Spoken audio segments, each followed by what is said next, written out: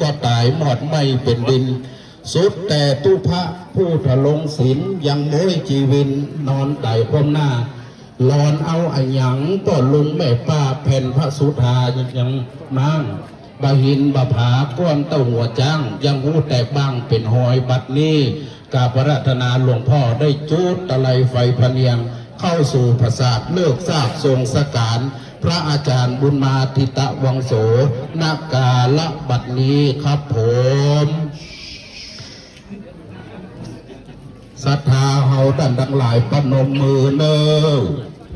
ประนมมือจะไปลุกจะไปเล่นจะไปตังใดแต่ขอพอบอกไฟว่าสายลวดมันกระไดหัวเขาก็เอาละศรัทธาญาติโยมเฮาจะไปลุกไปไหนตอนนี้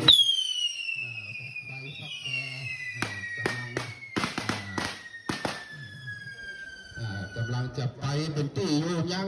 งเข้าประสาทจ้ะยังเข้าประสาทจ้ะจะไปเห็นอยู่เด้อปุ่นก็ละก็น่ะก็ลายตามเมี่ยงเลยลายตามเมี่ยงก็ละขอจิตวิญญาณของก็ได้ขึ้นไปเกิดบนสวรรค์ของฟ้าเป็นเทวบุตรเทวดาสมดังที่หลวงพ่อได้ปรารถนาให้ย่ำเพื่อเนื้อย่ำเพื่อเพื่อนี้นะพ่อแม่ออกสตาร์ผู้คนผู้ก็เพื่อนี้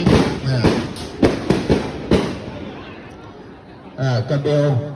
บอกไฟก็จะมาเห็นอยู่บะเสียงเด้อดูจะไปลูกป่ะนั่งเฉยๆเดี๋ยวย่ำตันเตื้ออันนี้มันน้อยอยู่ก็เดี๋ยวไปเจออันหลวงอยู่ใจเย็นๆเอาวันนี้ศาลาโยดเนอะพ่อศาลาโยดบ้านสันทรายคลองน้อยเจ้าศาลาบอกไฟแต่งบอกไฟอันที่บอกไฟที่เป็นต้นนะเป็นต้นสูงๆนะพนห้องว่าบอกไฟเตียนอันที่เป็นสีขาวๆนั่นบอกไฟพัดนั่นพนห้องว่าบอกไฟเข้าตอกอันที่ติดภาษาพุ่นพนห้องว่าบอกไฟน้ำตกเดี๋ยวเขาจะได้พอหีดหอยแบบโบราณประเพณีล้านนาของเรามีของดีหลายอย่างสลายโยดเอาไปตกพุ่นอยู่ก้าอันนี้ไม่จำว่ะอย่างดักปิ้ง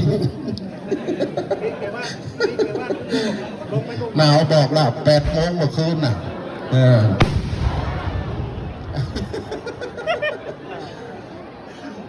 ใจเย็นศรัทธาเขาบ่ต้องนี่บ่ต้องเดือดร้อน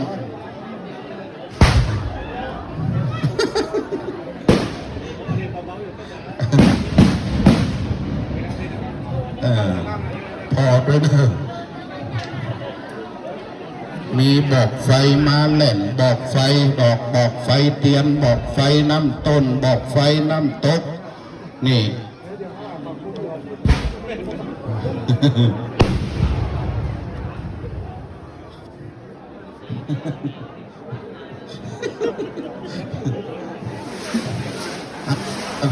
อันอยู่ที่ฟังเขานี่ว้ายอันนี้เป็นห้องว่าบอกไฟต้องตันบอกไฟต้องตันไฟหางอันนี้ดังในร้องแบบพูดเสียง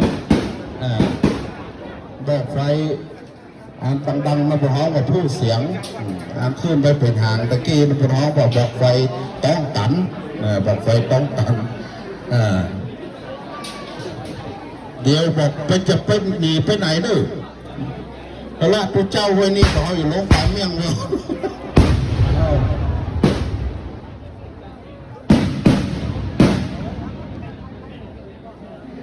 บุญญาบารมีของท่านพระอาจารย์บุญมาทิตะวังโสอย่างที่เฮาท่านทั้งหลายได้หันปรากฏอยู่ในกาลเวลานี้ก็เป็นที่น่าอนุโมทนาที่ศรัทธาญาติโยมเขาได้ขึ้นลำต่ำสร้างเทวดาลงมาละเนอเทวดาจัดลงมาเผา จะมาเผาสรีระสังขารของหลวงปู่หรือว่าหลวงพ่อบุญมาทิตะวังโสศรัทธาญาติโยมโอ้เทวดาคืออยากจะเผาแต่เนิ่นศรัทธาเฮ้ยศรัทธาจะฮื้อเผาก็ว่าบ่ฮื้อเผาศรัทธาจะฮื้อเผาว่าบ่ฮื้อเผาถ้าฮื้อเผาสาธุดังๆพร้อมกันเลยเอาเทวดาเผาเลยเอาเทวดาลงมาเผาเอาบอกไฟสีบอกไฟลุ้นบอกไฟสีวันนี้เต็ม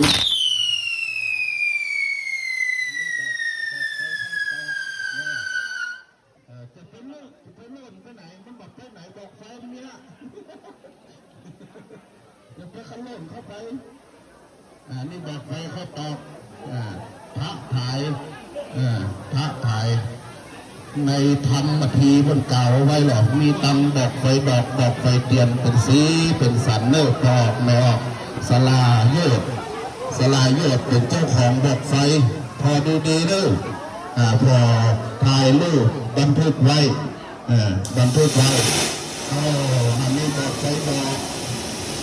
บอกไฟดอก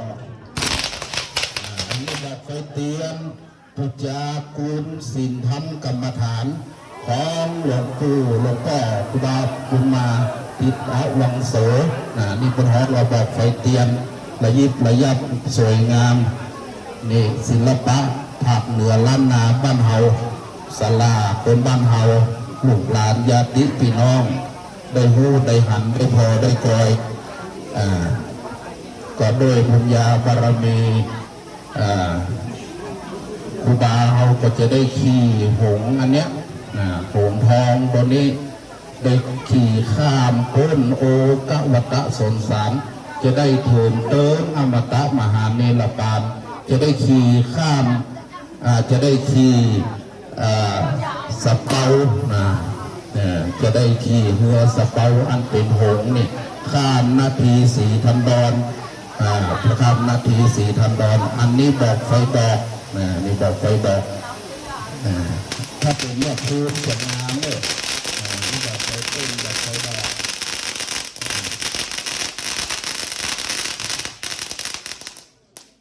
ปีหน้าโยดมีอย่างออกมาเสี่ยง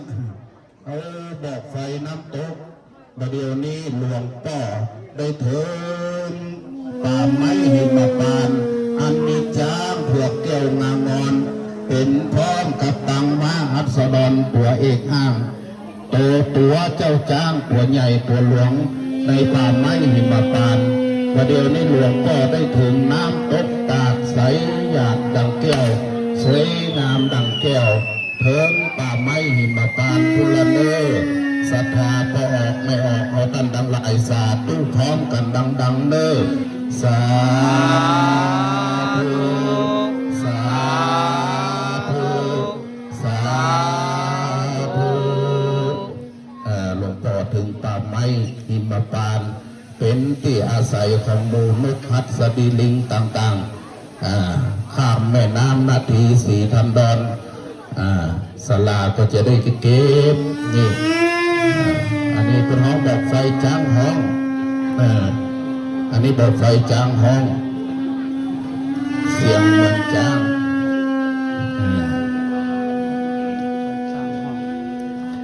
เพิ่นจะเผาศพพระเจ้านี่เพิ่นมาเผาตั้งลุ่มขึ้นเพิ่นจะเผาตายพระศาสตร์ทุกคนศรัทธาบ่ต้องกลัวพระศาสตร์จะล่มอยู่เฉยๆอยู่นิ่งๆเพิ่นจะเผาเพิ่นจะเผาสงสัยเพิ่นลือเนาะเพื่อจะเผายอดตั้งบนมาก่อนเห็นว่าไฟยังไม่ยอดพระศาสตร์ลงมาเสร็จแล้วก็จะลงมาตั้งจ่อฟ้าไม่จ่อฟ้าเสร็จลงมาหายองตีมหาสด1สด2สด3อันนี้ไม่ยอดพระศาสตร์แล้วขอฮือตุลุงขอฮือท่านอาจารย์บุญมาได้สู่สวงสวรรค์พอว่า ผ้าเพดานนะผ้าเพดานนี่จะมีสองผืนหนึ่งอยู่ตังบนบะฮือฮ้อนถึงพระอินทร์พระพรหมแหมผืนหนึ่งนี่อยู่ปืนปราสาทบะฮือฮ้อนถึงเมืองพญานาคบะฮือฮ้อนถึงไปต่ำใต้หรือพอผ้าเพดานเน้อพอครูบาเป็นจะเอาผ้าเพดานไว้ฮือญาติฮือโยมไปกราบไหว้พุทธาก็พอเอาเน้อบนดอยนี่มันพอฮ้อนเพิ่นจะเผาต้องบนลงก่อนต้องลุ่มนี่เพิ่นจะเอาเล็กแทนไม้จังก่อนไม้จังก่อนกำไว้ก็ต้องกลัวภาษาทมันก้นถ้ามันฮ้อนมากับตัวไฟตัวมัน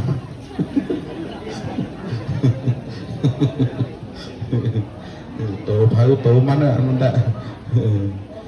เอาละเดี๋ยวก่อยไม้ไฟก่อยไม้ลามศาลาแห่เครื่องเสียงแห่เปิดเพลงมวยเปิดเพลงลำก็เปิดเพลงมวยเนอะดับปิ้งไม่ไหนตะกี้แห่มาพูดดังขนาดดังปังไหนแห่ส่งตุลุงเนอะแห่ส่งไฟเปิดเพลงก็ได้แห่ส่งไฟแหละไม่ไหนบ่มีนั่น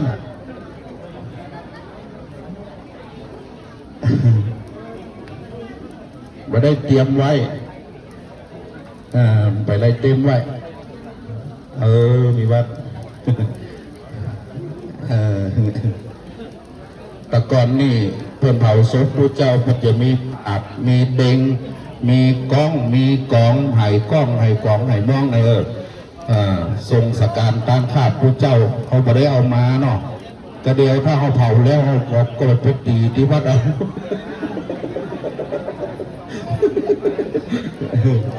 เอาละบัดเดี๋ยวนี้ไฟโหมไหม้ภาษาแก้วหอคำจำลองกันเดียวก็จะได้ลงไหม้กองหลัวไหม้สรีระสังขารอันไร้วิญญาณศรัทธาเขาลุกได้